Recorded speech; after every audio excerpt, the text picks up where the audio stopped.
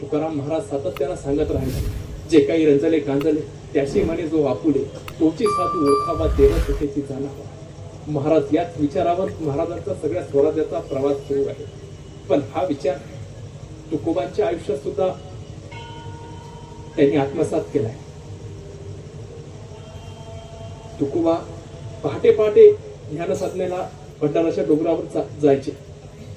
आणि मग इकडं त्यांची पत्नी आहेत आवली, कोणी जीवबाई म्हणतात त्यांना, त्या उठायच्या, त्याचा दिवस सुरू व्हायचा. सर्व व्हायचं, झाडून पुसून सगळं व्हायचं. त्या चुली पुढं बसायच्या आणि जे काही करता येईल ते करायच्या. आणि चटणी भाकरी ते आपल्या टोपलीत टाकायच्या. ते टोपली घेऊन घराच्या बाहेर पडायच्या आणि देहू पासून भंडाराचा डोंगर 6 मैलावर आहे. तो 6 मैल अंतर त्या चालत त्या भंडाराच्या डोंगरावर पोहोचायच्या. तिथं तुकोबांना जेव घालायच्या, परत घरी यायच्या आणि सकाळी उठल्यापासूनचा पाण्याचा पहिला घोट त्या घरी आल्यानंतर पहिल्यांदा घ्यायच्या. तोपर्यंत आवली पाण्याचा घोटही पीत नसे जोपर्यंत तुकोबा जेवत नाही. आवलीसारखी पतिव्रताच दुसरी कोणी नाही. एके दिवशी असेच तुकोबा पहाटे पहाटे ध्यान साधनेला निघून गेले. आणि मग इकडं आवलीचा दिवस सुरू झाला. पण का कुणास ठाऊक सगळ्या गोष्टीत आवलीला उशीर उशीर उशीर उशीर होत राहिला. आणि जेवणाची वेळ, तुकोबांच्या जेवणाची वेळ टळली आणि आवली व्याकुळली. जेवणाची वेळ टळली आहे. तुकोबा भुकेले असतील, व्याकुळले असतील, वाट बघत असतील, लगबगीने गेलं पाहिजे. पण सावरत सावरत उशीर होत राहिला. आणि तिने जे काही शिजलं होतं ते टोकलीत टाकलं आणि ती टोकरी डोक्यावर उचलली आणि झपाझप झपाझप झपाझप पावलं टाकत त्या भंडाराच्या डोंगराकडे चालत घाला निघाली. पायाकडे लक्ष नाही, चालण्याकडे लक्ष नाही, डोक्यात फक्त एकच, जेवणाची वेळ टळली आहे. तुकोबा भुकेले असतील, व्याकुळले असतील, वाट बघत असतील, झपाझप झपाझप झपाझप पावलं टाकत चालली, पायाकडे लक्ष नाही. पण अचानक त्याच वेळी तिच्या पायामध्ये काटा टोचला. काटा टोचल्या क्षणी रक्ताची चिकांडी यातनांचा हल्ला कल्लोळ उडाला आणि रक्ताची चिकांडी उडल्या क्षणी पाय आवलीने हातात धरला आणि सरदेशी हातात पाय तोडून खाली बसली. तळमळत विद्येने हळहळत राहील. मी आताच टोचायचं होतं, आधीच पकूत झाला नेमका हा काठा. आवली तळमळत राहिली. आणि तोपर्यंत तिकडून एक घुंगर असलेलं काठी आपलं गुराक्याचं पोर आलं. आवलीला म्हणाल, माऊली, हे माऊली, काय झालं? तशी आवली त्याला म्हणे, गप्पी मोरद्या, दिसत का पायात काटा टोचला इथे, आधीच पकूत झालाय नेमकं, त्रास द्यायला येतात. पण त्या पोराने ते दुर्लक्ष केलं. ते पोरग त्याला आवलीला म्हणाल, माऊली, मी काढू का तू काटा? नको नको, चल चल. उशीर झाला, नेमकं त्रास द्यायला येतात. पण त्या पोराने ते ऐकलं नाही. ते पोरग तसंच पुढे झालं, मांडी घालून खाली बसलं आणि त्या पोराने त्या आवलीच्या पायावरनं हात फिरवला. काठा निघून गेल्या, वेदना संपून गेल्या.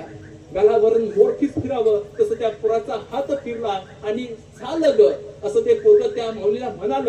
आणि आवलीने त्या पोराकडे बघितले नाही. टोपली उचलली, डोक्यावर ठेवली आणि झपाझप पावलं टाकत त्या भंडाराच्या डोंगरावर पोहोचली. बघता बघता तुकोबांना जेव घालायसाठी सज्ज झाले. बघितलं, तुकोबा ध्यानस्थ मुद्रेत ध्यान करत होते. तोपर्यंत आवलीने सगळं तिथं जेवणाची व्यवस्था करून ठेवली.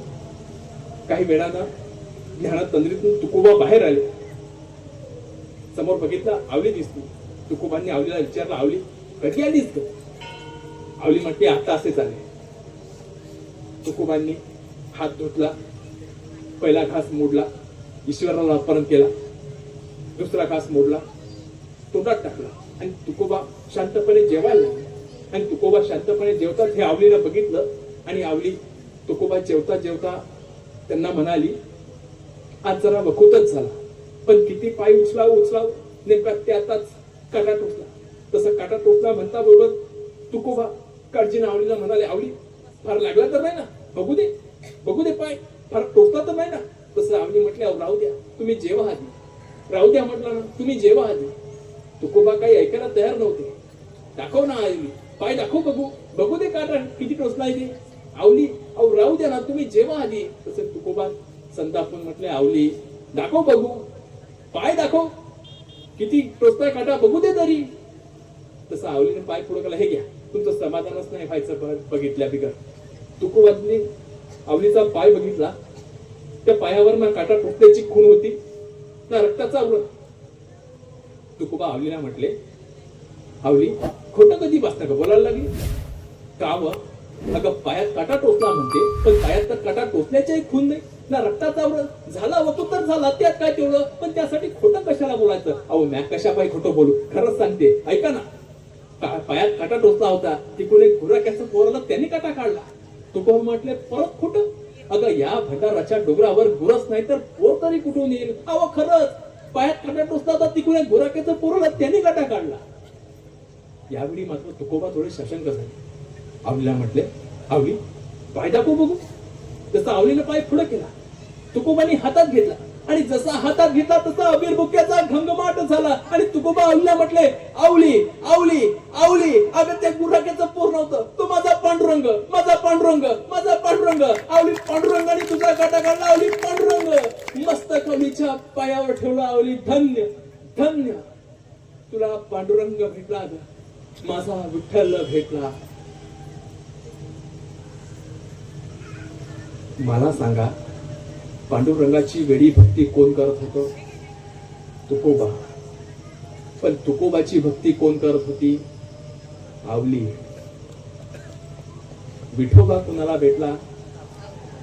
आवलीला. मग तुकोबा आपल्या अभंगात काय सांगतायत? चेका रंजले गांजले त्याची मनी जो आपुले, तोची साधू ओळखान देव तेथे जाणावा. विठोबाची भक्ती तुकोबा करत होते, पण विठोबा तुकोबांना नाही भेटला. आवली तुकोबांची भक्ती करत होती, म्हणून विठ्ठल आवलीला भेटला. तुकोबा ना एके दिवशी दृष्टांत झाला आणि त्यावेळी त्यांच्या स्वप्नात देव आला. तुकोबांनी बघितलं तर देव काहीतरी करत होते, काहीतरी लिहित बसले होते. तुकोबांनी विचारलं, देवा काय करतोयस रे? तसं देव म्हटले, काही नाही, माझी जे भक्ती करतात मी त्यांच्या नावाची यादी लिहितो. तुकोबांना हायचं वाटलं. म्हटलं विचारावं आपलं नाव कुठे आहे त्या यादीमध्ये. तुकोबांनी विचारलं, देवा माझं नाव हाय का रे त्या भक्तीच्या यादीमध्ये? तसे देव म्हटले, हो आहे ना, आहे, पण सगळ्यांच्या शेवटी आहे, तळाशी. तुकोबा समाधानी झाले. म्हटलं ठीक आहे, काही हरकत नाही, तळाला का होईना पण नाव आहे ना, बस आहे. दुसऱ्या दिवशी परत तुकोबांना झोपेत दृष्टांत झाला. देव त्यावेळी परत काहीतरी लिहित बसले होते. परत तुकोबांनी विचारलं, देवा आज काय लिहितोयस रे?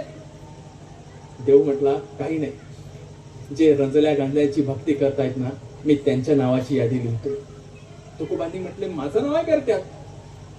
देव म्हटले, हो, पहिलं नाव तुमचंच आहे. तुकोबा म्हटले, ठीक आहे, तुझी भक्ती करणाऱ्यांच्या यादीमध्ये माझं नाव तळाला का असेना, पण रंजल्या गांजल्याच्या भक्ती करण्याच्या यादीमध्ये माझं नाव पहिलं आहे, बस याचा आनंद आहे. तिसऱ्या दिवशी परत तुकोबांना झोपेत दृष्टांत झाला. त्यावेळी परत देव काहीतरी लिहित होते. तुकोबांनी परत विचारलं, देवा आज काय लिहितोच रे? देव म्हटले, काही नाही, आज मी ज्यांची भक्ती करतोय ना, मी त्यांच्या नावाची यादी करतोय.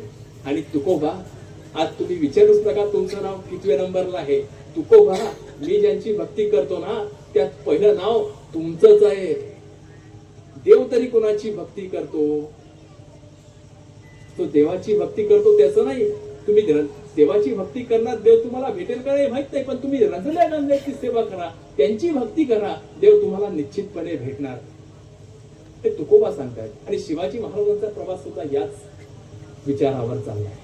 महाराजांनी काय केलं? स्वराज्य उभं केलं. पण कशासाठी केलं? जे रयत गाजली होती, अन्याय अत्याचारानं पिचली होती, त्यांच्या डोईवर सुखाचं छत्र उभा केलं, म्हणजे स्वराज्य निर्माण करून दिलं. ती भक्तीच झाली. ही भक्ती